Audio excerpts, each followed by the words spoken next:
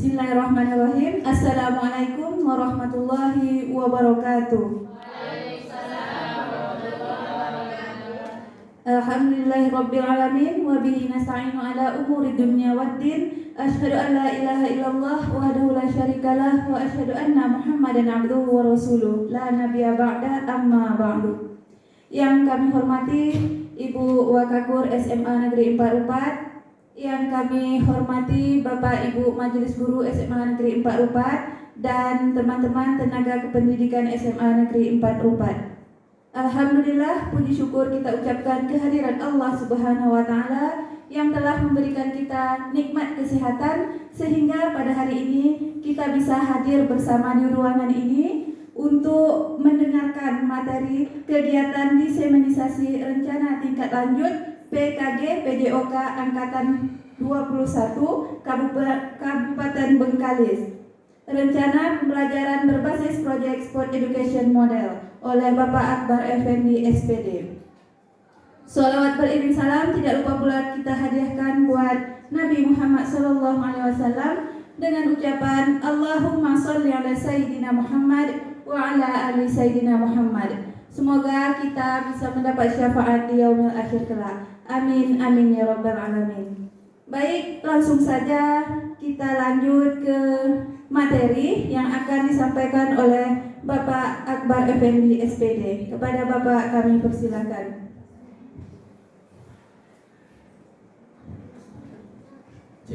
Bismillahirrahmanirrahim. Assalamualaikum warahmatullahi wabarakatuh. Waalaikumsalam warahmatullahi wabarakatuh. Selamat pagi, salam sejahtera buat kita semuanya. Alhamdulillah rabbil alamin. Hamdan yuwafi ni'amahu wa yukafi mazidah. Ya Rabbana lakal hamdu kama yanbaghi li jalali wajhika wa azimi sultanik. Allahumma shalli ala Muhammad wa ala ali Muhammad. Yang saya hormati Ibu Wakakurikulum SMA Negeri 44 Bu Ilin Fitriani SKSPD. Yang saya hormati seluruh majelis guru beserta staf tenaga kependidikan SMA Negeri 44. Dan yang saya hormati seluruh peserta yang hadir pada hari ini dalam kegiatan diseminasi rancangan tindak lanjut PJOK Angkatan 1 Kabupaten Bengkalis kelas 21 dalam rancangan pembelajaran berbasis proyek. Bapak Ibu, bagaimana kabarnya? Sehat? Oke, sehat Bapak Ibu ya. Kurang semangat nampaknya. Sehat Bapak Ibu? Oke, sehat.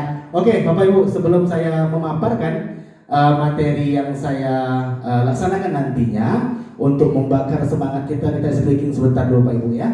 Kita speaking, jadi saya minta kepada Bapak Ibu semuanya silakan berdiri dulu. Oke ya, kita speaking sebentar dulu. Jadi speaking ini Bapak Ibu hanya mengikuti apa yang saya perintahkan. Jelas ya? Kalau saya katakan hai, Bapak Ibu katakan halo ya. Kalau saya katakan halo, Bapak Ibu katakan hai. Oke ya, kita gunakan dua saya dulu. Oke, bisa kita mulai? Oke, hai. Halo. Oke, good. Fokus ya Bapak Ibu ya. Oke, sekali lagi, kita coba lagi ya. Hai. Hai. Halo. Hai. Oke, good. Oke ya. Yang masih berdiri Bapak Ibu, tenang. Masih ada satu lagi, ya. Selanjutnya, kalau saya katakan satu, Bapak Ibu tolong tepuk pundak temannya. Woi, ya. Gunakan kata woi. Satu. Ya, kita coba ya. Satu. Oke. Kalau saya katakan dua, ya, dua. Asik. Oke ya. Dua.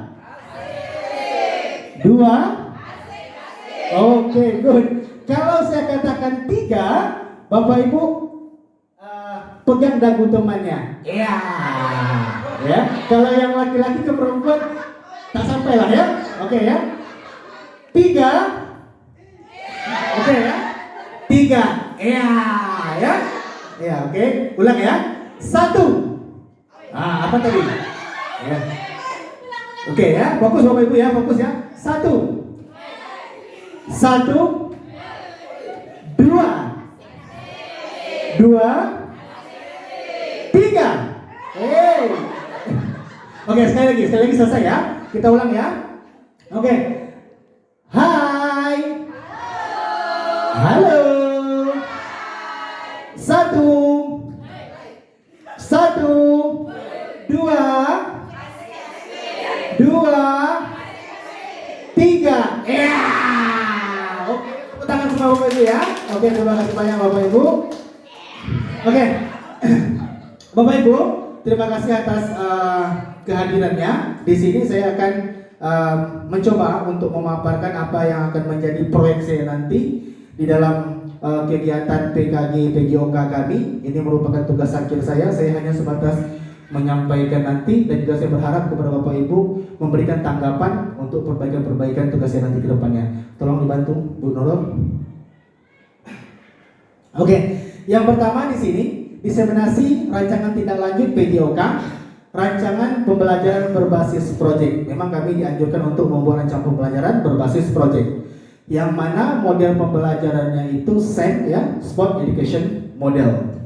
Nah, Bapak Ibu, di sini saya mengambil tema Festival Permainan Tradisional Melayu Riau untuk generasi Z.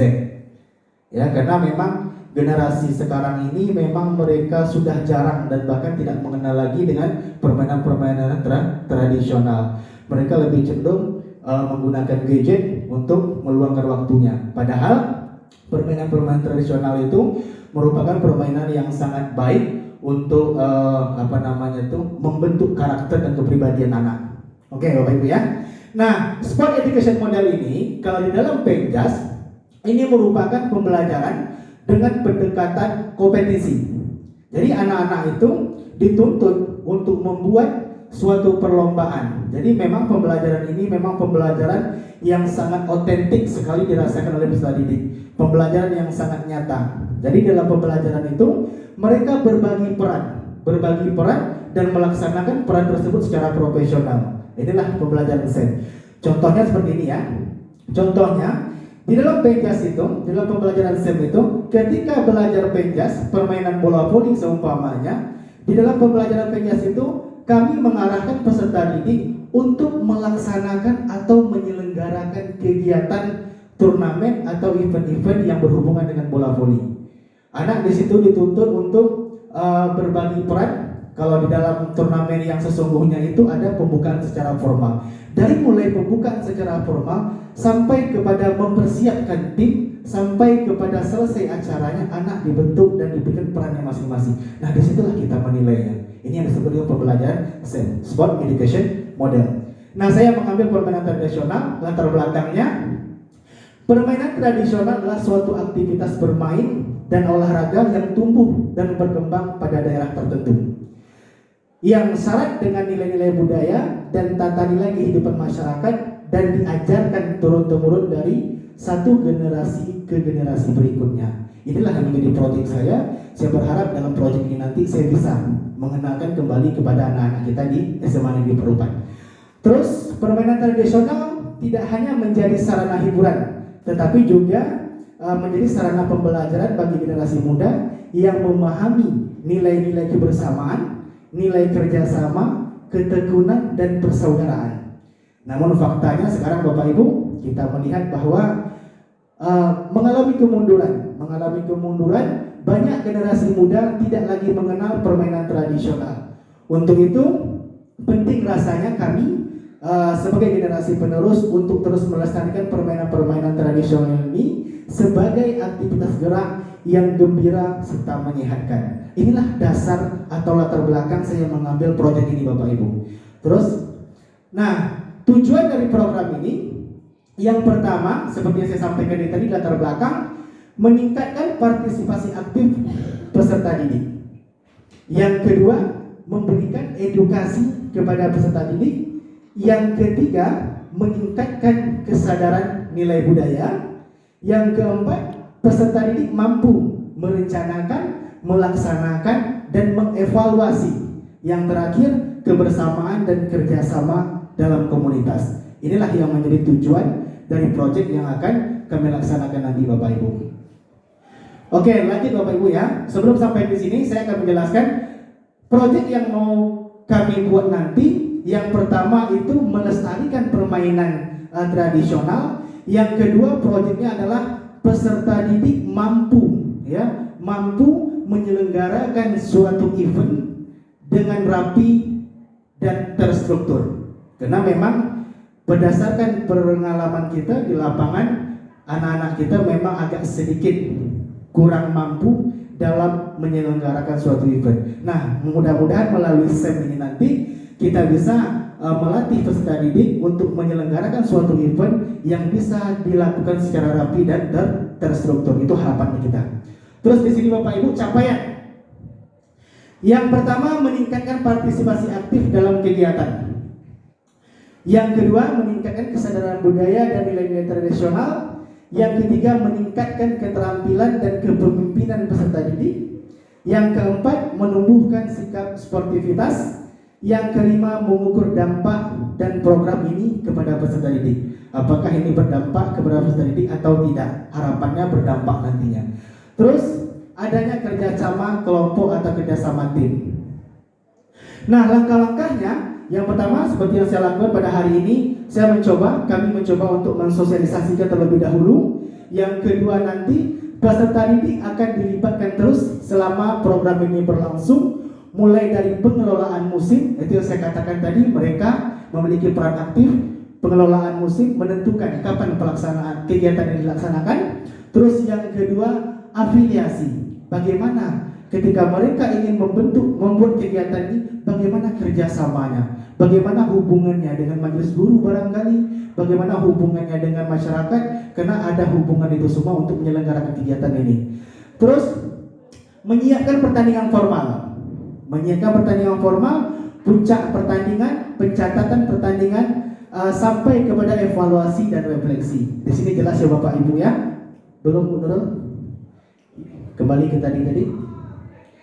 Dari langkah-langkah ini bisa tergambarkan bahwa memang peserta didik itu diberi perannya masing-masing dalam pembelajaran ini. Terus hasil, kita mengharapkan hasilnya pertama memiliki pemahaman yang lebih mendalam tentang nilai permainan dan menunjukkan apresiasi.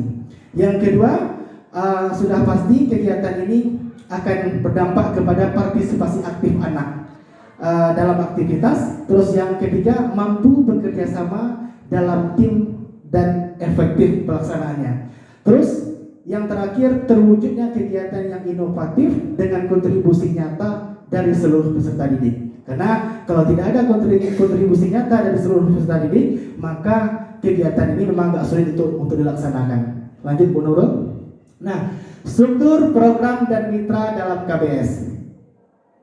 Yang pertama, penanggung jawab pimpinan Bu Rosdawati SPD selaku kepala sekolah. Terus ketua pelaksana saya sendiri Akbar Effendi SPD, sekretaris Nurul Hasikin, bendahara Pak Wahyudi SPD. Nah, mitra komunitas belajar sekolah seluruh peserta didik SMA Negeri 44. Jadi nanti karena ini berhubungan ya, setelah kita ujian nanti ada kegiatan technical meeting. Nah, inilah kesempatan saya untuk membuat proyek ini melibatkan kepada seluruh peserta didik. Lanjut, perwakilan dari pengurus OSIS sebagai mitra, perwakilan dari pengurus ekskul sebagai mitra, terus pramuka, PMR, Paskib dan Rohis sebagai mitra. Oke, boleh di next Bu Nurul. Nah, struktur program dan mitra dalam KBS ini pelaksanaannya nanti pengelolaan. Yang pertama itu pengelolaan, kami mengelola musim. Kapan pelaksanaan ini direncanakan? Itu di tanggal 20 sampai 24 September nanti, dalam waktu dekat ini nanti. Terus yang kedua, afiliasi. Jadi afiliasi ini selama kegiatan ini dilaksanakan, selama itulah afiliasi itu dikerjakan. Oke ya. Terus persiapan festival di tanggal 22 sampai 26 November. Terus puncak dari festival ini nanti kami targetkan mudah-mudahan bisa tercapai di tanggal 7 Desember ya. 7 Desember mudah-mudahan setelah ujian nanti kita bisa melaksanakan ini. Terus evaluasi dan refleksi di tanggal 11 Desember Bapak Ibu. Oke, next Bu Nurul.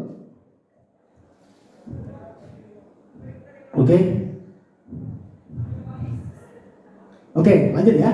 Kapasitas Yang tadi menurut kapasitas yang dimiliki siswa. Ini berkenaan dengan aset, ya, karena di dalam pembelajaran STEM itu juga harus melibatkan atau keterkaitan aset yang ada di lingkungan kita. Yang pertama, aset sumber daya manusianya. Sudah jelas di sini, kepala sekolah, guru, pembina ekskul, dan peserta. Ini aset manusianya. Yang kedua, aset fisik. Secara fisik kegiatan ini tentu menggunakan segala perlengkapan olahraga. Yang kedua, halaman sekolah. Aset finansial. Nah, kenapa saya sebutkan tadi ada bendahara di situ? Karena ini harus disupport secara finansial. Ada Bosda, Bosnas, dan sponsorship lainnya, sehingga kegiatan ini bisa terlaksana. Terus aset alam. Kita memiliki lingkungan sekolah yang nyaman. Kita memiliki tumbuhan-tumbuhan hijau di sekolah, karena di dalam kegiatan ini juga harus memperhatikan bagaimana aset alam yang ada di sekitarnya. Terus aset politik. Nah, aset politik ini saya ambil lebih kepada aturan yang mengikat. Yang pertama itu ada kebijakan komite, karena kita ketahui segala kegiatan kita harus melapor dulu kepada komite, apalagi itu melibatkan orang tua atau wali murid dalam pelaksanaannya. Terus yang kedua, kebijakan kepala sekolah. Jadi ketika kegiatan ini dilaksanakan, seandainya kepala sekolah nanti memberikan satu kebijakan atau dua kebijakan, itulah menjadi pegangan kami nanti dalam pelaksanaan. Terus yang terakhir, peraturan turnamen. Sudah jelas Bapak Ibu ya, karena dalam permainan itu harus ada aturan yang harus disepakati. Lanjut Bu Nurul. Oke, sampai di sini jelas Bapak Ibu ya? Jelas? Jelas Bapak Ibu? Oke, lanjut ya. Yang selanjutnya adalah rencana evaluasi. Rencana evaluasi yang pertama, pra-acara. Pra-acara ini menilai kesiapan acara. Jadi nanti saya dan juga peserta yang terlibat dalam pelaksanaan acara itu nanti, terlebih lagi ketua panitia atau penyelenggara-penyelenggaranya itu akan menilai kesiapan acara. Terus yang kedua, simulasi. Kalau bisa yang sering kita katakan adalah gladi ya. Kita simulasi. Yang ketiga adalah mensurvei apakah kegiatan ini siap untuk dilaksanakan. Terus acara, yang pertama tentu memastikan kegiatan berjalan sesuai rencana. Yang kedua, observasi langsung. Yang ketiga, questionnaire on the spot. Jadi ketika saya sebagai fasilitator ada di lapangan, saya akan langsung memberikan pertanyaan-pertanyaan langsung kepada orang-orang yang berada di sekitaran, bagaimana, apakah kegiatan ini layak untuk kita lanjutkan atau tidak. Jadi melalui kuesioner yang langsung ini nanti juga menjadi evaluasi untuk kegiatan di hari-hari berikutnya. Terus laporan harian ini hal yang wajar kita laksanakan, setiap harinya harus ada laporan. Terus pasca acara, menilai keberhasilan acara. Terus kuesioner komprehensif, diskusi kelompok terfokus, FDG. Jadi penyelenggara setelah acara ini dilaksanakan tentu ada evaluasi. Jadi masing-masing koordinator itu dirapatkan. Mereka membicarakan hal-hal yang sifatnya berbau sensitif ketika acaranya dilaksana. Jadi juga sebagai evaluasi. Tapi tidak melibatkan seluruh panitia Bapak Ibu ya, hanya bagian-bagian yang penting saja untuk membicarakan. Apalagi itu membicarakan masalah pendanaan atau hal-hal yang mungkin yang baunya bersifat atau ada geseran-geseran selama kegiatan dilaksanakan, itu dibicarakan sebagai evaluasi untuk kegiatan di tahun yang akan datang. Terus yang terakhir adalah analisis data. Oke, Bu Nurul lanjut Bu. Oke, slide-nya gambarnya hilang Bapak Ibu ya. Tapi tak apa, tulisannya jelas. Kemungkinan tantangan. Jadi kegiatan ini yang pertama manajemen waktu, yang kedua dukungan yang kurang maksimal, baik itu dari segi kita sebagai majelis guru barangkali ketika acara itu dilaksanakan, atau mungkin dari luarnya gitu. Ketika kita membutuhkan jasa dari luar mungkin kurang dukungan. Terus yang kedua adalah kesulitan koordinasi antar tim. Yang berikutnya kendala cuaca. Selanjutnya adalah potensi cedera atau masalah kesehatan. Yang terakhir kriteria penilaian untuk melihat keberhasilan kegiatan. Terus di sini kami menawarkan solusi. Yang pertama, inklusivitas dalam kegiatan.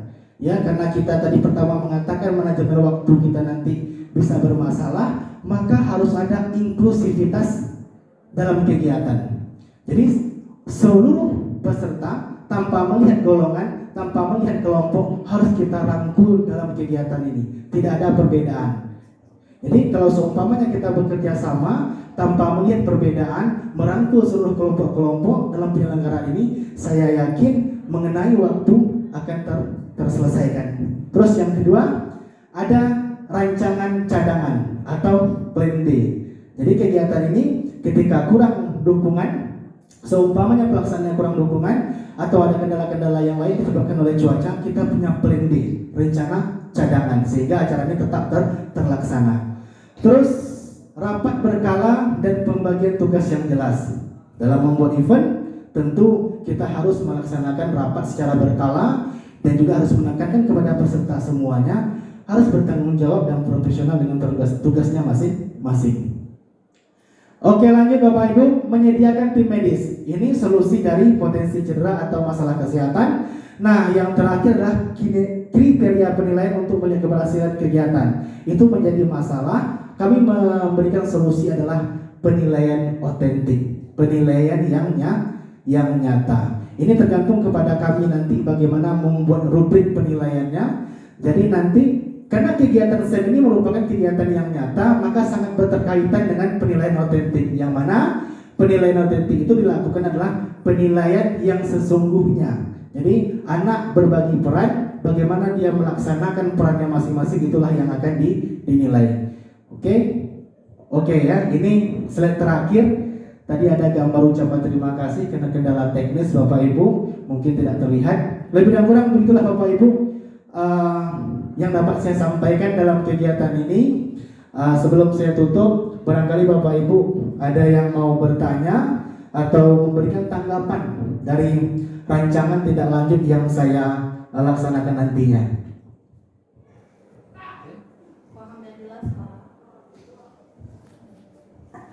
Baik, jika ada tanggapan atau pertanyaan, dipersilakan. Oke, Bu Wakagun.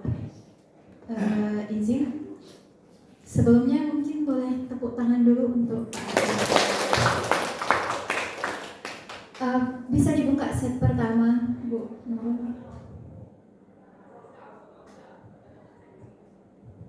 Sebelahnya.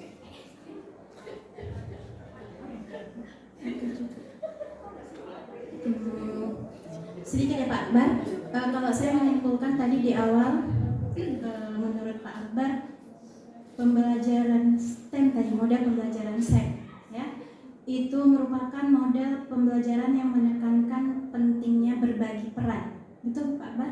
Ya, berbagi peran dalam sebuah penyelenggaraan pendidikan. Berarti siswa dapat memberikan pengalaman secara langsung kepada peserta didik. Itu di dalam proses pembelajaran berarti nanti siswa benar-benar dihadapkan kepada kehidupan nyata. Ada yang menjadi pemain, ada yang menjadi wasit, ada yang menjadi, mungkin kalau ini dalam dunia olahraga ya, mungkin akan ada yang menjadi komentator, menjadi supporter, bahkan mungkin akan ada yang menjadi sebagai penjual, begitu Pak Akbar.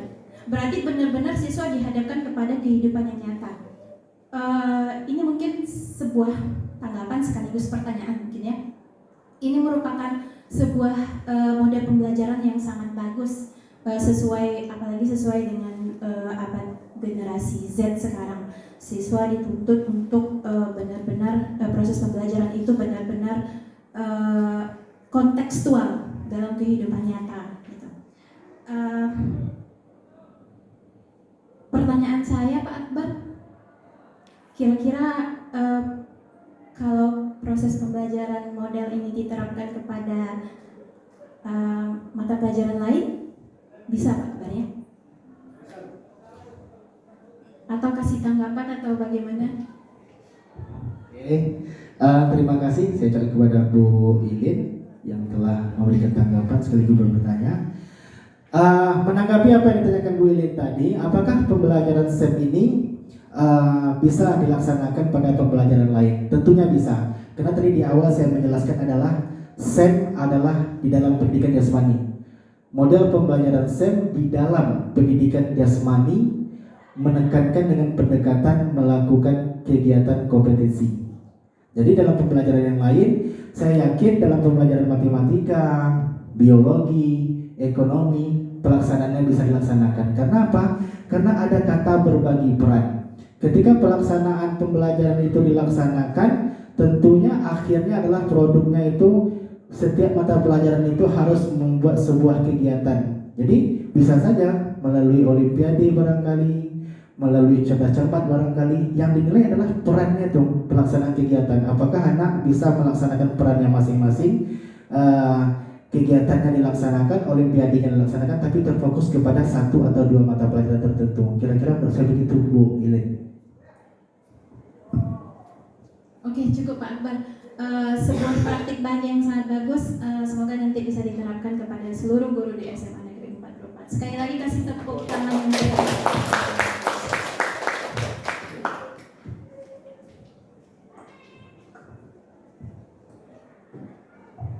baik, demikian kegiatan kita pada siang hari ini. Terima kasih untuk partisipasi Bapak Ibu Guru SMA Negeri 44. Dan saya akhiri, billahi taufiq wal hidayah. Wassalamualaikum warahmatullahi wabarakatuh.